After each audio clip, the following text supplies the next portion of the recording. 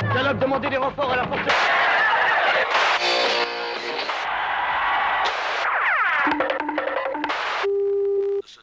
Histoire de la télévision vous propose ce soir et la télé inventa la défense du consommateur. Ce que j'aime par-dessus tout, c'est que les choses marchent. À plus forte raison quand c'est neuf. Des fois, on achète quelque chose, ça ne marche pas, et on est bien embêté. Alors quand la télé inventa la défense du consommateur...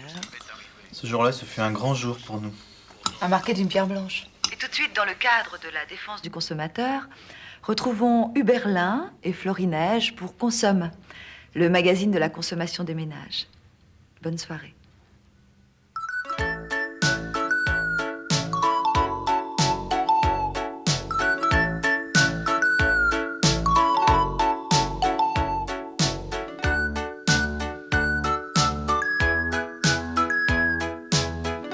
Bonsoir et bienvenue à Consomme, le magazine de la consommation. Bonsoir Florilège. Bonsoir Huberlin. Bonsoir. Alors, ce soir, nous allons parler d'aspirateur.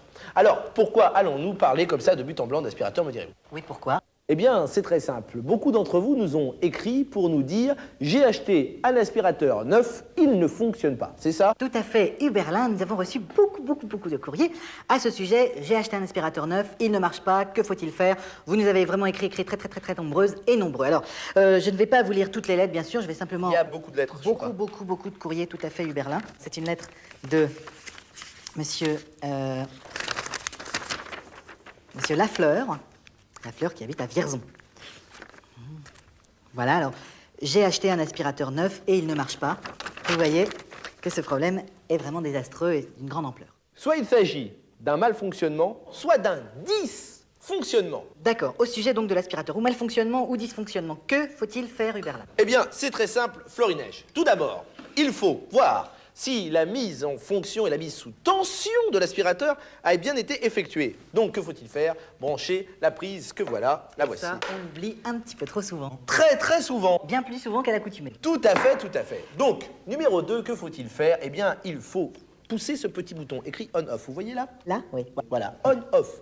On, je le mets sous tension. Off, je l'arrête. On-off, on-off. Voulez-vous essayer, Florinège? Volontiers. Elle va essayer. Je ne sais pas si je vais y arriver. Voilà. Ce bouton-là. On, je le mets sous tension. Off, je l'arrête. On, off, on, off, on, off, on. Voilà. C'est vraiment très facile, Huberlin. Voilà. Donc, Florinège, si nous avons essayé tout ceci et que ça ne fonctionne pas... Là, nous avons un vrai problème. Non, pas du tout. Que faut-il vérifier? Le bon positionnement du sac à poussière. Voyez-vous. Souvent, bien trop souvent, il est mal engagé dans son logement et gêne le pressoir qui ne fait plus contact et empêche le moteur de tourner. Donc, plus de vroom, c'est fini. Dis donc, il marche le nôtre d'aspirateur? Bah oui, regarde par terre comme c'est bien balayé. Et t'as réussi à mettre le sac poussière toute seule sans demander au petit Tédé? Ah non, toute seule, non, avec le voisin. Ah, monsieur Renard. Non, monsieur Thibault. Il est bien gentil, ce monsieur Thibault. Bien, alors, si toutes ces mesures ont été effectuées et que l'aspirateur ne fonctionne toujours pas, c'est que le problème est plus grave que ce que l'aspect extérieur de l'aspirateur ne le laissait présager. Aïe. Alors, que peut-on faire, Huberlin? Il faut vérifier le moteur facilement accessible en dévissant ces deux petites vis cruciformes qui sont là et là. Vous les voyez? Je les vois. Vous les voyez. Donc, j'ai mon tournevis. En avant pour la grande aventure. En avant. C'est pas facile, voyez-vous. Ça glisse un peu, mais... Vous êtes sûr que vous tournez dans le bon sens, là, Huberlin?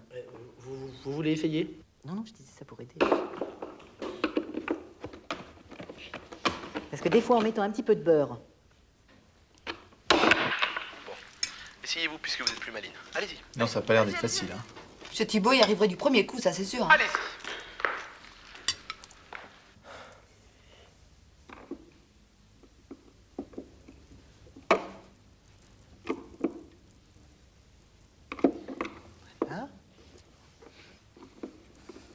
Bon, allez, casse-toi, c'est pour faire ça, c'est pas la peine.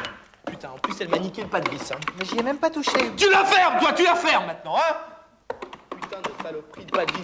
Mais qui c'est qui m'a foutu un pas de vis comme ça, la con putain de merde?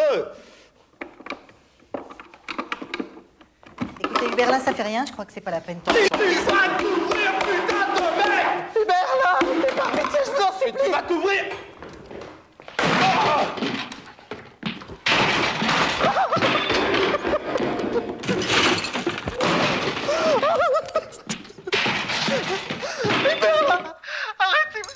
Monsieur Thibault, il a dit que les vis cruciformes c'est bien, mais des fois c'est source d'ennui. Ah, moi, il a dit ça, monsieur Thibault. Oui. Et de quel droit il dit ça, ma femme? Eh, ça y est, il y a eu Berlin, il a ouvert l'aspirateur. Hein? Voilà, si vous avez une défectuosité dans le bloc moteur, vous nous écrivez l'adresse Florinège. L'adresse est inscrite au bas de votre écran. Voilà, nous contacterons la marque de votre aspirateur. Alors écrivez-nous nombreux. Bonsoir Florinège. Bonsoir à tous.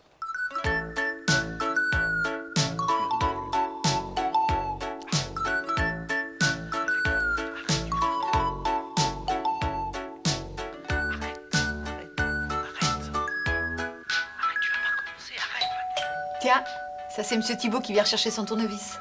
Ouais. Ça tombe bien, je voulais lui parler, justement. Demain, Histoire de la télévision répondra à la question « Le crime passionnel est-il défendable en cour d'assises ?» Bonsoir. Je vais te faire bouffer, moi, tes vis cruciformes. Tiens! Tiens! Qu'est-ce qu'il lui met dans la Tiens, gueule, et papa? prends ça, l'enfer!